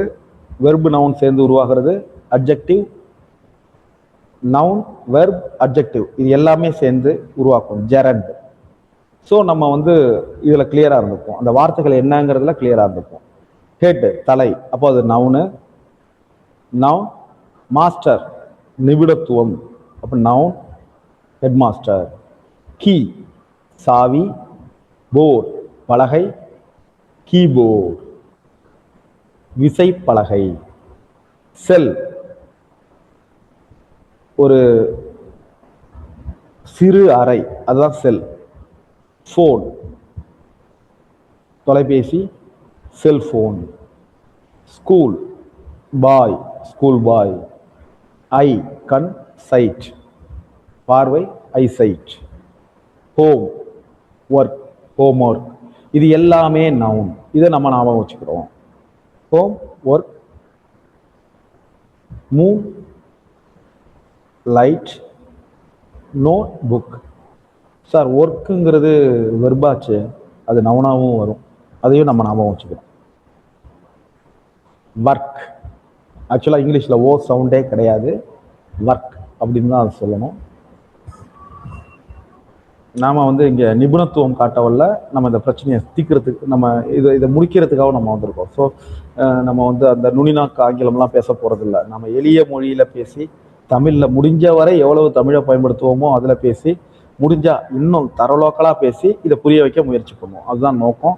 ரொம்ப ஹைலியெல்லாம் நம்ம யோசிக்க வேண்டியதில்லை. அடுத்தது காம்பவுண்ட் வேர்ட்ஸில் ஜெரன் அப்படின்னு ஒன்று இருக்குது. ஜெரன் அப்படின்னா நம்ம அந்த ஐஎன்ஜி, அந்த வெர்பு 4 ஃபார்ம் இருக்கு இல்லையா, நம்ம சொல்லியிருக்கோம் ப்ரெசன்ட் பார்ட்டிசிபிள். வெர்பில் நம்ம 3 ஃபார்ம் தான் நம்ம படிச்சுட்டு இருக்கோம். Go, went, gone. Simple present, simple past, past participle. 4th form என்ன? ப்ரெசன்ட் பார்ட்டிசிபிள், கோயிங் அப்படிங்கிறது. பட் இந்த இடத்துல இது ஜெரண்ட். இந்த ஜெரண்டுக்கும் ப்ரெசன்ட் பார்ட்டிசிபிளுக்கும் என்ன வித்தியாசம் இருக்குது, அதை நம்ம இன்னொரு இடத்துல டீட்டெயிலாக பேசுவோம். இப்போ நம்ம ஜெரண்ட் அப்படின்னா இந்த ஐஎன்ஜி ஃபார்மில் உள்ள ஒரு வார்த்தை, அது நவுனா வருங்கிறத புரிஞ்சுப்போம். ப்ரெசன்ட் பார்ட்டிசிபிள்ங்கிறது வெர்பா வரும், ஜெரன்ங்கிறது ஒரு பெயர் சொல்லாக இன்ஸ்டடான நவுன் அப்படிங்கிற மாதிரி நம்ம புரிஞ்சுப்போம். டைனிங் ஹால், அப்போ இது gerund. Washing machine, waiting hall, driving school, இந்த பக்கம் உள்ளது எல்லாமே நவுன். இதை நம்ம படிச்சுக்கிறோம், ஒரு முறை வேகமாக படிச்சுக்கிறோம். காலிங் பெல், பேக்கிங் சோடா, இது எல்லாமே பார்த்துக்கிறோம். ஓகே, நம்ம வந்து இந்த ஜெரண்ட் நவுன் காம்பவுண்ட் வேர்ட்ஸில் நவுன் இது ஒரு ஃபார்மேட் இருக்குது, இது ஒரு காம்பவுண்ட் வேர்ட்ஸ் இருக்குது. ஏன் இந்த நவுன் இவ்வளவு டீப்பாக தெரிஞ்சுக்கணுமா? ஆமாம், தெரிந்து கொள்ள வேண்டும். ஏன்னா மாதிரி வினாக்களில் கடந்த ஆண்டுக்கு முதல் தேர்வு அதில் என்ன கொடுத்துருந்தாங்கன்னா, இந்த ஃபார்ம் வந்து எதுல இருந்து வருது, இது நவுனும் சேர்ந்ததா, ஜெரண்டும் நவுனும் சேர்ந்ததா, நவுனும் வெர்பும் சேர்ந்ததா அப்படின்னு கேட்டிருந்தாங்க. ஓகேவா? ஸோ நம்ம இதை புரிஞ்சுக்கிறோம். இது ஒரு கஷ்டமான விஷயம் இல்லை, ரொம்ப ஈஸியான விஷயம்தான். இதெல்லாம் நவுன்ங்கிறது நமக்கு தெரியும், பெயர் சொல் அப்படிங்கிறது தெரியும். இந்த ஐஎன்ஜி ஃபார்மேட் வந்தாலே காம்பவுண்ட் வேர்டில் ஜெரண்ட் தான் நம்ம புரிஞ்சுக்கிறோம். பெயர் சொற்கள் ஏற்கனவே நமக்கு தெரியும், நவுன். டைனிங் ஹால், அப்போ ஜெரண்ட் பிளஸ் நவுன், இது எல்லாமே ஜெரண்ட் பிளஸ் நவுன் அப்படிங்கிறத புரிஞ்சுக்கிறோம். அடுத்தது noun plus verb. Noun plus verb, இதை மட்டும் நம்ம கவனமாக பார்த்துக்கிறோம். Snowfall, car park, book mark, sunset, cat walk, rainfall, hair cut, tooth ache, இதை மட்டும் கொஞ்சம் நம்ம கவனமாக பார்த்துக்கிறோம். ஏன்னா இதை நம்ம சில விஷயங்கள் வந்து நவுன் மாதிரியே தெரியும். இப்போ இந்த ஃபால்ங்கிறத நம்ம வந்து வெர்புன்னு நமக்கு நல்லா தெரியும். மார்க், பார்க், இந்த ரெண்டையும் பார்த்தீங்கன்னா வெர்பா நவுனாங்கிறதுல ஒரு சின்ன குழப்பம் வந்துடும். Car park noun plus noun தானே அப்படிங்கிற ஒரு எண்ணம் வரும். ஏன்னா பார்க், பார்க்கிங், மார்க், நம்ம எடுக்கிற மார்க்கு, இதெல்லாம் பார்த்தோன்னே நமக்கு என்ன வந்துடும், இது ஒரு நவுன் அப்படிங்கிற ஒரு சிந்தனை வந்துடும். அதனால தான் சொல்கிறோம், இந்த வார்த்தைகளில் கவனம் செலுத்துங்க. பார்க், மார்க், வாக், இது எல்லாம் வெர்பு தான். இங்க கொடுத்திருக்கிறது உதாரணம் மட்டுமல்ல, பாடப்பொருளில் உள்ளது. இதுக்கு மாற்றாக எதிராக அவங்க கீ கொடுக்க முடியாது. காரணம், நம்ம இந்த பக்கத்தை அட்டாச் பண்ணி கிளாரிஃபிகேஷன் கேட்போம். ஸோ புக்கில் இருந்து தான் வரப்போகுது. அப்படிங்கும்போது இந்த 8 வார்த்தைகள், இந்த 8 காம்பவுண்ட் வேர்டையும் படிச்சுக்கோங்க. இது வந்தால் நவுன் வெர்பு அப்படிங்கிறதுல கிளியராக இருக்கும். Match, hair cut, super. Hair கட்டுங்கிறது verb plus noun plus verb, அதையும் சேர்த்து சொல்லுங்க. Blood bank, super. Book mark, super. Sky blue, அருமை. சீயிங் மிஷினும் super. Book mark, okay ma'am. இப்போ நமக்கு இது எல்லாமே தெரிஞ்சிருச்சு. இதுல நம்ம வந்து எது வெர்ப் எது நவுன் அப்படிங்கிறதுல நம்ம கிளியர் ஆகிக்கணும். Mark verb, cut noun, sorry verb. போர்ச்சுங்கிறது நவுன், மிஷின்ங்கிறது noun, bank noun, blue noun, can noun, box noun. அப்போ இதுல வந்து ரெண்டு வெர்பு வந்துருக்கு, பாக்கியெல்லாம். இந்த பக்கம் பாருங்க, மேட்ச் அப்படிங்கிறது என்ன? மேட்ச் த ஃபாலோயிங், கீழ்கண்டவற்றை பொறுத்து. அப்போ இது வெர்பா என்ன? வெர்பு தான். Air noun, blood noun, pop. Pop வெர்பா நவுனா? ஓகே, நவுன் தான். Sky noun, hair noun, book noun, sewing gerund. இதை நம்ம புரிஞ்சுக்கிறோம்.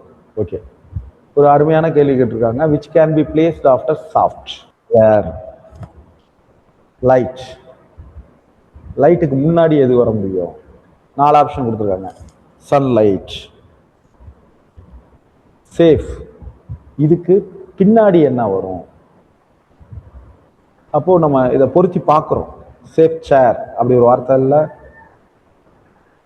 சேஃப் ஷாப் அப்படி ஒரு வார்த்தை இல்லை, சேஃப் வேன் அப்படி ஒரு வார்த்தை இல்லை, சேஃப் கார்ட் அப்படி ஒரு வார்த்தை இருக்கு.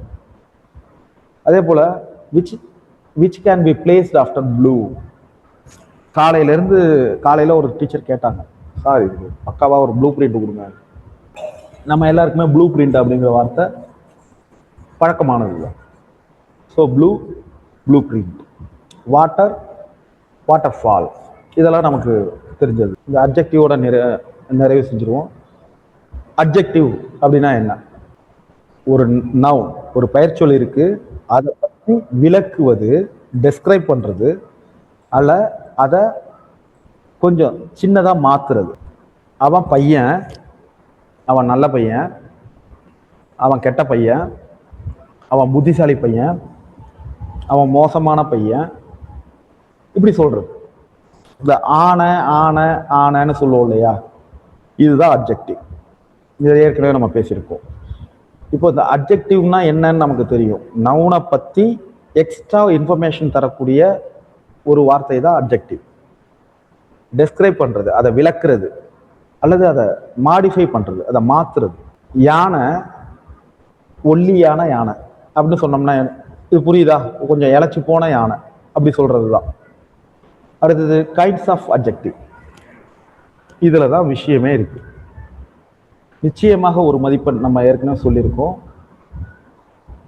No SSA computer. இந்த கம்ப்யூட்டர்ல COMP இதை மட்டும் எழுதிக்கோங்க. No SSA computer. பிஆர்டிஸ் யாரும் இருந்ததுன்னா கோச்சிக்காதீங்க. உண்மையிலேயே எஸ்எஸ்ஏ இல்லைன்னா இங்கே கம்ப்யூட்டரே கிடையாது ஒரு காலத்தில். ஆனால் வேற வழி இல்லை, இதுக்கு கீவேர்டு இப்படி தான் நம்ம வச்சுக்கணும். அப்ஜெக்டிவ்ஸை வரிசைப்படுத்துவதற்கு நோ எஸ்எஸ்ஏ கம்ப்யூட்டர் இப்படி ஞாபகம் வச்சுக்கோங்க. இந்த கம்ப்யூட்டர்ல COMP இதை மட்டும் எழுதிக்கோங்க. No SSA COMP. இந்த கம்ப்யூட்டருங்கிறதுல வரும் இல்லையா, அந்த முதல் 4 எழுத்துக்கள். இதை எழுதிக்கோங்க.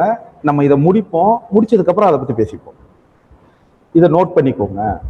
அப்ஜெக்டிவை எப்படி வரிசைப்படுத்துவது? அவன் இருக்கிறதுலேயே ஒரு மோசமான, பலமான, வேகமான, குண்டான பையன் அப்படின்னு நம்ம சொல்றோம்னா இதுல எதை முன்னாடி போடுறது? அதுக்கு ஒரு ரூல் இருக்கு. நம்ம அப்படியே நம்ம வாய்க்கு வந்ததெல்லாம் சொல்லிட்டு போயிட முடியாது.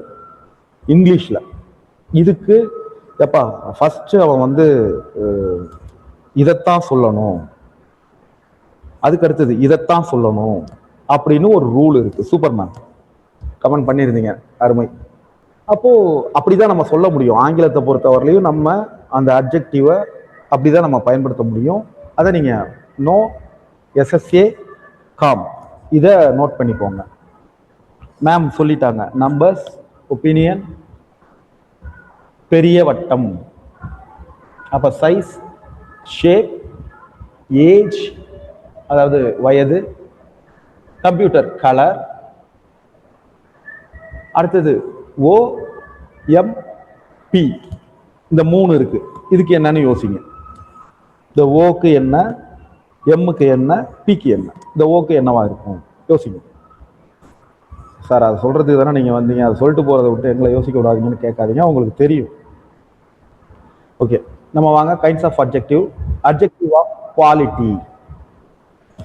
அட்ஜெக்டிவ் ஆஃப் குவாலிட்டி இதை நோட் பண்ணிக்கிறோம். Adjective of quality. இந்த குவாலிட்டியில் என்ன வருது? அந்த அதனுடைய தன்மை, அதனுடைய குவாலிட்டி. அது லார்ஜ் சிட்டி, அது ஒரு பெரிய நகரம், அவர் ஒரு நேர்மையான மனிதன். அதனுடைய குவாலிட்டியை சொல்ற விஷயம் இருக்கு இல்லையா? The kind or a quality of a person or thing. இதுதான் அட்ஜெக்டிவ்ஸ் ஆஃப் குவாலிட்டி அப்படிங்கிறத நம்ம பார்க்குறோம். இதனுடைய எண்ணிக்கை கூடுதலாக இருக்கும்போது நம்ம நிறைய விஷயங்களை தெரிஞ்சுக்கலாம். Adjective of quantity. ஆக்சுவலாக இந்த குவான்டிட்டி தான் முன்னாடி வரணும். ஃபர்ஸ்ட் நம்பர்ஸ் தான், அளவு தான் முதல்ல, அதுக்கப்புறம் தான் குவாலிட்டி. இந்த நோன்னு சொன்னோம் இல்லையா? இந்த குவான்டிட்டிங்கிறது numbers. Adjective of numbers, adjective of quantity ரெண்டும் ஒன்று தான். Describe the quantity of something. I ate some rice, much patience, little intelligence, enough exercise, all wealth, no sense, any rice, great care, half share, sufficient rain, wholesome. இது எல்லாமே குவான்டிட்டியை குறிக்கக்கூடியது. First வரக்கூடியது quantity தான், numbers. இதை நம்ம ஞாபகம் வச்சுக்கிறோம். First வரக்கூடியது அட்ஜெக்டிவ் ஆஃப் குவான்டிட்டி, இதைத்தான் முன்னாடி போடணும். அதுக்கு அடுத்தது தான் குவாலிட்டி. இந்த குவாலிட்டிக்கு நம்ம என்ன நோட் பண்ணிக்கிறோம்னா ஒப்பீனியன் அப்படின்னு நோட் பண்ணிக்கிறோம். அவர் ஒரு ஹானஸ்ட் மேன் அப்படிங்கிறது என்ன? அது ஒரு ஒப்பீனியன். ஸோ ஒப்பீனியன்கிறத நம்ம ஞாபகம் வச்சுக்கிறோம். சார் லார்ஜுங்கிறது குவாலிட்டியில் கொடுத்துருக்காங்களே, இது குவான்டிட்டியில் வராதா? இல்லை, அது குவாலிட்டியில் தான் வரும். குவான்டிட்டிங்கிறது அந்த அளவு, எண்ணிக்கை. இந்த லார்ஜுங்கிறது அதனுடைய குவாலிட்டியை குறிக்குது. அது வந்து சின்னதாக பெருசாங்கிற குவாலிட்டியை குறிக்குது. ஓகே, இதை நம்ம அடுத்த வகுப்புல விளக்கமாக பார்ப்போம். நம்ம இதை ஸ்டார்ட் பண்ணுறோம், அடுத்த வகுப்புல பார்த்துருவோம். எது அட்ஜெக்டிவ்ல வகைகள் என்னங்கிறத இங்கே நம்ம பார்த்துக்கிட்டு இருக்கோம். அதை நம்ம எப்படி ஆர்டர் பண்ண போகிறோங்கிறத அடுத்ததில் பார்த்துக்கோம். அதுக்கு அடுத்தது அட்ஜெக்டிவ் ஆஃப் நம்பர்ஸ். சார் இப்போ தானே சொன்னீங்க அட்ஜெக்டிவ் ஆஃப் நம்பர்ஸில் அட்ஜெக்டிவ் ஆஃப் குவான்டிட்டி அப்படிங்கிறது சொன்னீங்களே. ஆமாம், அதுவும் இதுவும் கிட்டத்தட்ட ஒன்று தான். 5 fingers, few cats இப்போ வந்துருச்சா? அதில் சொன்னது no pictures, many things, all men, some ripe mangoes, most boys, several mistakes, first day. இது எல்லாமே அட்ஜெக்டிவ் ஆஃப் நம்பர். இதுதான் முதல்ல வரணும். ஒரு 4 வகை அட்ஜெக்டிவ் இருக்கு, 4 அட்ஜெக்டிவ் இருக்கு ஒரு விஷயத்தை பத்தி சொல்றதுக்கு. அந்த புக்கு அங்க 5 அழகான புத்தகம் இருக்குன்னு சொல்றோம்னு வச்சுக்கோங்க. இப்ப அழகானங்கிறது முன்னாடி வரணுமா, 5ங்கிறது முன்னாடி வரணுமா அப்படின்னா 5ங்கிறது தான் முன்னாடி வரணும். ஏன்னா ரூல் அதான், நம்பர் தான் முன்னாடி வரணும்.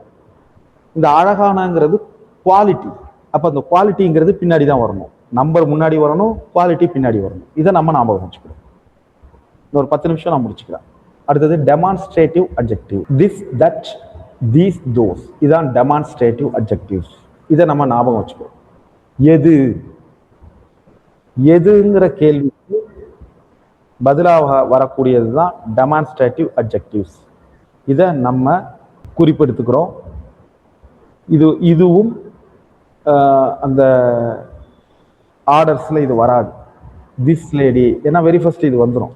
This lady is stronger than Maha, that boy is industrious, these books are goods, those girls must be encouraged. குறிப்பெடுத்துக்கிறோம். டெமான்ஸ்ட்ரேட்டிவ் அட்ஜெக்டிவ்னா என்ன? எது, எவை என்ற கேள்விக்கு பதிலாக வரக்கூடியது தான் டெமான்ஸ்ட்ரேட்டிவ். இது நமக்கு அநேகமாக வினாவாக வரக்கூடிய எந்த வாய்ப்பும் இல்லை, தெரிஞ்சுக்கலாம் வேணா. அடுத்தது இன்ட்ராகேட்டிவ் அட்ஜெக்டிவ். இது வந்து கொஸ்டின். ஒரு நவுன் அல்லது ப்ரொனவுன் அது பக்கத்தில் இருக்கும், அதை வச்சு இது ஒரு கொஸ்டினை கிரியேட் பண்ணும். இப்போ இங்கே கலர் ட்ரெஸ் அப்படிங்கிறது என்னது? ஒரு நவுன் அதை வச்சு வாட்டுங்கிற ஒரு இன்ட்ரகேட்டிவ் அட்ஜெக்டிவ் வருது. What, which way, whose book, இந்த புக், வே, கலர் எல்லாமே நவுன். இந்த வாட், விச், ஹூஸ் இது எல்லாமே இன்ட்ரகேட்டிவ். இன்டரோகேட்டிவ் அப்படின்னு நம்ம அழுத்தி சொல்லுவோம். ஜஸ்ட் இன்ட்ரோகேட்டிவ் அப்படின்னா வினா அப்படின்னு அர்த்தம். இன்ட்ரகேட்டிவ்னா இன்ட்ரகேட்டிவ் சென்டென்ஸ்னா வினா வாக்கியம் அப்படின்னு நம்ம சொல்லுவோம் இல்லையா. இன்ட்ரகேட்டிவ் அட்ஜெக்டிவ் அப்படின்னா வினா உரிச்சொல் அப்படிங்கிற மாதிரி நம்ம ஏதோ ஒன்று அர்த்தத்தில் வச்சுப்போம். அடுத்தது டிகிரிஸ் ஆஃப் கம்பேரிசன் கொடுத்துருக்காங்க. இதில் வந்து இன்னும் அதிக செய்திகள் இப்போதைக்கு இல்லை. இந்த பாசிட்டிவ், கம்பேரிட்டிவ், சூப்பர்லேட்டிவ் டிகிரியை பற்றி மட்டும் கொடுத்துருக்காங்க. ஃபாஸ்ட், ஃபாஸ்டர், ஃபாஸ்டஸ்ட் அதே போல் அந்த ஃபார்மில் உள்ளது. அதுக்கு அடுத்தது மோனோசிலபிக் அட்ஜெக்டிவ்ஸ். இஆர் கொடுக்கறது எதுக்கு, இஎஸ்டி கொடுக்கறது எதுக்கு, மோனோசிலபிக் அட்ஜெக்டிவ் டால், லாங், ஃபாஸ்ட் இதுக்கெல்லாம் எப்படி வருது, ஒன் சிலபிக் அட்ஜெக்டிவ் ஈல முடிஞ்சா அதுக்கு எப்படி வருது, ஒரு ஆர் மட்டும் சேர்க்குறோம், ஒரு எஸ்டி மட்டும் சேர்க்குறோம் அப்படிங்கிறத பார்க்குறோம். டால்னு வந்தால் மோனோசிலபிக் டாலர், டாலஸ்ட்னு மாற்றிக்கிட்டோம். லாங், லாங்கர், லாங்கஸ்ட்னு மாற்றிக்கிட்டோம். ஃபாஸ்ட், ஃபாஸ்டர், ஃபாஸ்டஸ்ட் அப்படின்னு மாற்றிக்கிட்டோம். இதெல்லாம் மோனோசிலபிக் அட்ஜெக்டிவ்ஸ். அது கம்பேரிட்டிவ் ஃபார்மில் எப்படி இருக்குது, சூப்பர்லேட்டிவ் டிகிரியில் எப்படி வருது அப்படிங்கிறத பார்த்துக்கிறோம். அதே போல் one syllable adjective ending in E, ஈல முடியக்கூடிய ஒன் சிலபிள் அட்ஜெக்டிவ். அது எப்படி முடியும், இந்த லார்ஜுங்கிற வார்த்தையில தான் இங்கே ஒரு ஏ இருக்கு, இங்கே ஒரு இ இருக்கு. அப்போ ரெண்டு இடத்துல வவ்வல் இருக்கு. அப்போ இது ரெண்டு சிலபிள் தானே. யாராவது ஒருத்தர் கேட்கணுமா இல்லையா, இந்த நீதியை யார் வாங்குறது, கேட்கணும், நியாயமாக கேட்கணும். ஆனால் இந்த இடத்துல லார்ஜ் இந்த ஈக்கு உச்சரிப்பு இல்லை. வைடு இந்த ஈக்கு என்னவா மாறுது, ஐயும் இந்த ஈயும் வைடு. ஆக்சுவலாக இதில் வந்து இந்த ஐயும் ஈயும் சேர்ந்து அது உருவாகலை. இந்த இடத்துல இருக்கக்கூடியது திப்தாங் சவுண்ட் ஐஇ, இது சேர்ந்து ஒரு திப்தாங் ஓசையை ஏற்படுத்துது. வைடு அப்படின்னு வருது. அங்கே இருக்கிறது வந்து வவ்வல் சவுண்ட் இல்லை, திப்தாங். ரெண்டு வவ்வல் சவுண்ட் சேர்ந்து ஒரு திப்தாங்கா வந்திருக்கு. அப்பயும் இது மோனோசிலபிக் தான். முதல்ல உள்ள லார்ஜில் ஈக்கு உச்சரிப்பே இல்லை. ஸோ லார்ஜ் அப்படின்னு சொல்லிட்டு சிங்கிள் மோனோசிலபிக்காக மாறிடுது, ஒன் சிலபிளாக இருக்குது. இந்த வைடு அப்படிங்கிறதுல நார்மலாக WID அப்படின்னா விட்டுன்னு படிக்கலாமான்னு கேட்டிங்கன்னா அப்படியெல்லாம் படிக்க முடியாது. அப்படியெல்லாம் நம்ம ஒரு சொல்லுக்கு ஒரு உச்சரிப்பை நாம உருவாக்க முடியாது. அதற்குன்னு ஒரு சிஸ்டம் இருக்கு. நாம ஒரு புது சொல்ல உருவாக்கி அதுக்கு ஒரு ஓசையை, ஒரு சவுண்டை நம்ம கொடுக்க முடியாது. எனக்கு தெரிஞ்சு ஒரே ஒருத்தர் மட்டும் அந்த முயற்சி எடுத்திருக்காரு. நம்ம அந்த சயின்ஸில் குவிஸ் அப்படி நடத்துவோம், QUIZ. அந்த குவிஸ்ங்கிற வார்த்தையை ஒருத்தர் வந்து தெரு ஃபுல்லாக பெயிண்ட் அடித்து எழுதி வச்சுட்டு ஊர் ஃபுல்லாக கேட்குறாங்க, இது என்னப்பா, இது என்னப்பா அப்படின்னு கேட்டால், இது என்னப்பான்னு கேட்குறது தான்ப்பா குவிஸு அப்படின்னு சொல்லி அந்த வார்த்தையை அவர் உருவாக்குனதா ஒரு கதையை நான் படிச்சிருக்கேன். இப்படி அவர் மட்டும்தான் அந்த வார்த்தையை உருவாக்கி அதுக்கான ஓசையை கொடுத்ததாக நான் அறிகிறேன்.